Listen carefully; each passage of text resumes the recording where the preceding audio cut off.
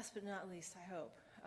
So I think, as I've been sitting here today, it's occurred to me that, how fortunate we are as an aging research community to have these resources, especially the junior investigators. When I think back on how the Shock Center started so many years ago, where we are now, I think it's that we're all really fortunate.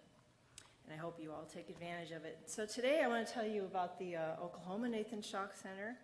And this is a shock center that utilizes the resources and the faculty of 3 different centers: the Oklahoma Medical Research Foundation, OU, and the Oklahoma City VA.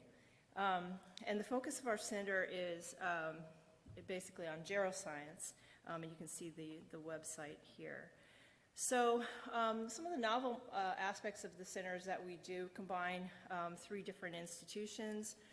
The focus is on Geroscience, and when we set out to start this shock center, we wanted to be able to utilize, for the most part, frozen samples that people could send to us from all over the country.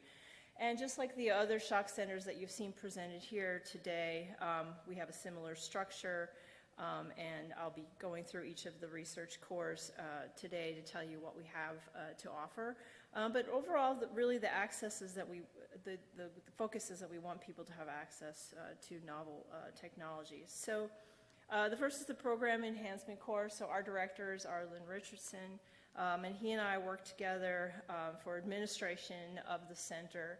But in addition to that, much like the UW site, we have a distinguished aging research seminar series that we host each year.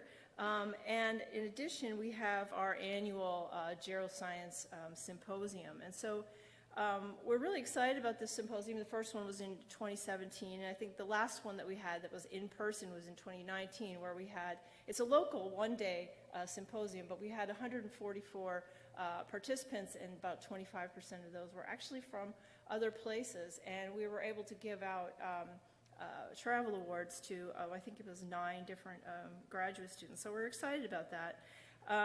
So in 2020, we were going to have one focused on proteostasis, but it was canceled. So now we're having that back this coming April, and our intent is to try to do it in person. And we're really excited about that. You might see some people here who are very well known for studying proteostasis, and so maybe you can fit it into your travel plans. Of course, it is free, the registration, and we'll probably be having travel awards again as we did then. So our Research Development Core is headed up by Bill Sontag and Ann Chow. And like the others, the most important thing that we do from this core's perspective is the pilot projects that you've heard a lot about today. And we also try to foster different collaborations and provide opportunities for people who might be new to aging research. So the important part about this is the process for applying for the pilot grants. Again, it's important to discuss things with the core leaders ahead of time. It's basically a very simple application, 1 page, and then we will review those. And generally, we give out up to as many as 10 different awards in a year, with all different ranges of funding from like 2 to 10,000. Some are higher. So to the research cores, we have 4 cores, and I'll just go through them individually. The first is our multiplexing protein analysis core that is headed by Michael Kinter and Benjamin Miller. And this is a core that does peptide analysis using tandem mass spec. And Ben Miller brings the expertise for using labeling in vivo with D2O. And so the mass spec end of things, developed by or run by Michael Kinter, uses selected reaction monitoring, and this is basically where individual peptides in different proteins are identified. The ones that fly particularly well are used to identify the proteins, and he sets up panels of different types of proteins. And this is a very accurate and reproducible method that allows you to look at a number of different proteins in a pathway. So this is just an example of some of the panels that he has. So you can measure the levels of proteins in all these different panels. Shown here is beta oxidation. But now with the addition of Benjamin Miller's expertise to this core, they can actually also label the proteins either in vivo or in cells.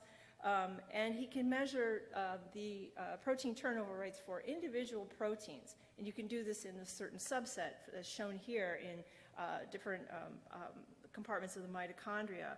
And then you can get almost like a pathway analysis of what's going on. So combining the levels of the proteins with the specific turnover rates of the proteins is a very powerful advantage, actually. So our second core is the Genome Sciences core that's directed by Willard Freeman. And so the basic idea here is how do genomes change with age? And he can look at overall DNA modifications and also more specifically look at modifications, mutations and deletions in the mitochondrial genome.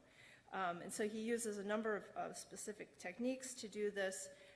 So he can measure mitochondrial genome copy number relative to the nuclear genome. And this is done by a PCR dilution and chip analysis. And then he can also look at the mitochondrial DNA and analyze it for mutations and deletions. So we can also look at overall DNA modifications. So for example, methylation, he has a couple of different very sophisticated techniques to be able to do this. Or if you're not interested in knowing global methylation changes, he can also look at individual promoters in specific genes and tell you about that as well, which would be a smaller project. So our third core is the Geroscience Redox Biology core that's directed by myself and Dr. Rial Towner. And so we do everything oxidative damage, redox, and mitochondria. So we look at oxidative damage using an F2 isoprostane or a lipid peroxidation assay, which is very sensitive. We can also look at protein oxidation using protein carbonyls. We measure different markers of redox. And finally, we also can do a number of different analyses for mitochondrial function. And you'll see this is a common theme among several of the centers we heard today. And then this year we have also added a new capability for measuring reactive oxygen species generation in vivo. So Rial Towner is an expert in MR applications, and so using his expertise, we're able to look at in vivo imaging of free radicals as well as a number of MRI analyses. And so this is, we think this is a very interesting and potentially important new capability of the core. And then finally, we have a geroinformatics core. And this is led by Jonathan Wren, and he's helped out by Constantine. And this is a core that looks to develop new methods to analyze data and to interpret data. And so, like other cores, of course, they can do the standard RNA-seq, ChIP-seq sort of things and different types of statistical analyses. But more importantly, Jonathan is really talented in that he's developed a number of different ways to look at different correlations among the genome. And so he has two different programs that he uses. One is iridescent. And iridescent allows him to identify and model different relationships in the literature. This basically reads the entire literature and then can create a network of different associations. And then the second program he has is Gamma, which allows him to infer gene function. And so he can take an unknown gene and analyze its relationships, and from that infer new relationships. So these are kinds of things that you really need to sit down and talk with Jonathan. But I think in a lot of cases he can come up with some pretty cool analyses. And finally, we have a Geropathology Component, which is not a core, but this allows us.